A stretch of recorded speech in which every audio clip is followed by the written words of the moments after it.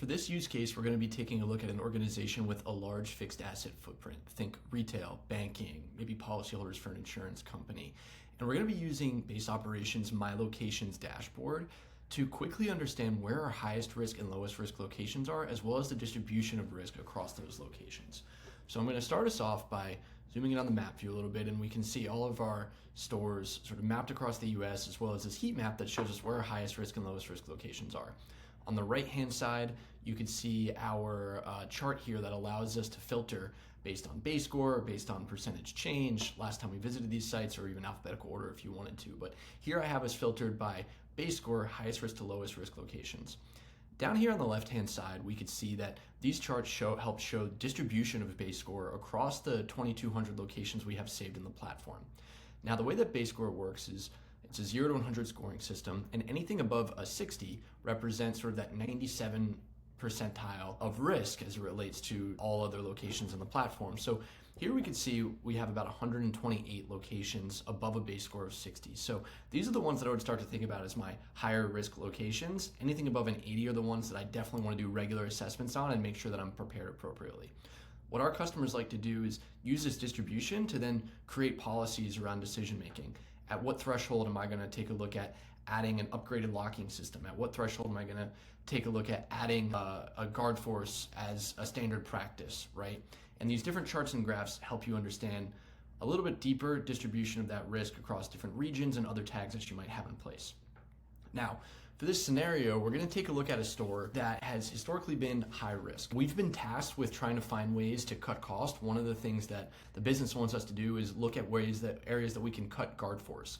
We have this store in Houston where we've seen a decrease in internal incidents. So this is a potential candidate for potentially cutting some costs tied to guard force. Is this something that, are we seeing a decrease in risk in the market, or is this something we need to make sure that we need to maintain our protocols because it's working and that's what's keeping incidents down here?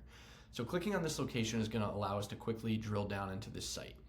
I'm going to start us in our base score view, which is going to help us understand how this area relates to not just the overall area of Houston, but everywhere that we have data as it relates to these event types that we're capturing over here on the left-hand side. Now, we're looking at the last 12 months of data, and what I want to do is focus in on the things that maybe we care most about from a retail perspective. So to keep it really simple, I'm going to look at things like burglary, shoplifting, robbery, harassment, trespassing, maybe vandalism, and we'll keep it at that for now, okay?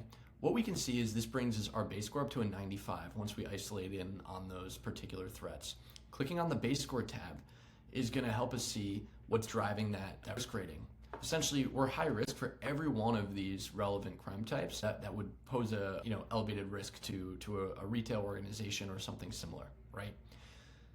Now, to dig in a little bit deeper, I'm going to go to the threat breakdown. And for this, we'll switch over to our heat map view. Heat map is going to show us where these things are happening within the proximity of the location that we're evaluating. So here we can see we're looking at a quarter mile around this particular store.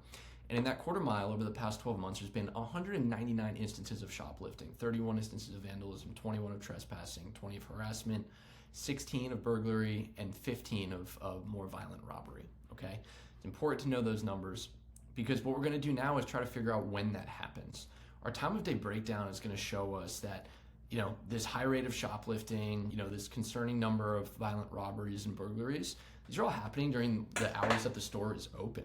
When we isolate on shoplifting, we can see that midday and evening time frame are the most common time periods to experience shoplifting. We have guards there during this time period. Ultimately, if we're going to keep guards there, it certainly makes sense to do so during those time series. When we look at some of the more violent types of events, we see that distribution very similar, where the most common time period to see something like a robbery, vandalism, or even a burglary is in that midday and evening time frame. With burglary, we see a shift a little bit to more overnight and early morning. So, this is showing us that these break-ins might be occurring after store hours. And finally, trespassing, you see that midday and evening time frame. So all of this kind of goes to show that, maybe this is not an area that we should be cutting costs from. Perhaps what we're doing is working, and the reason that we're seeing a decrease in internal incidents is because our mitigation measures have been effective. The last thing I'm going to check here, there's two more things that we'll check. The last thing is going to be trend analysis. Are we seeing any major increases and decreases? How does the recent year's volume compared to what's normal here, we can see that seasonality doesn't play a huge role in this area of Houston. Things are mostly flat month over month. And when we look back historically, we can see the same thing. Maybe a little bit of spike in August, September, October, but for the most part, we're looking at between like 23 and 26 incidents per month in this quarter-mile radius. Change analysis is going to show us that over the past 12 months, if we look at, let's say, year over year, we'll do monthly year over year.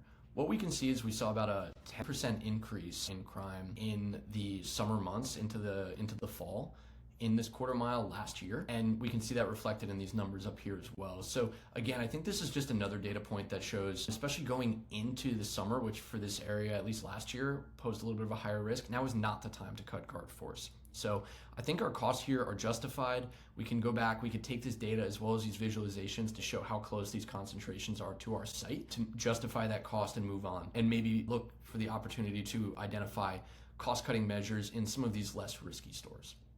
I hope you found this useful. Let us know if you have any questions, and take care.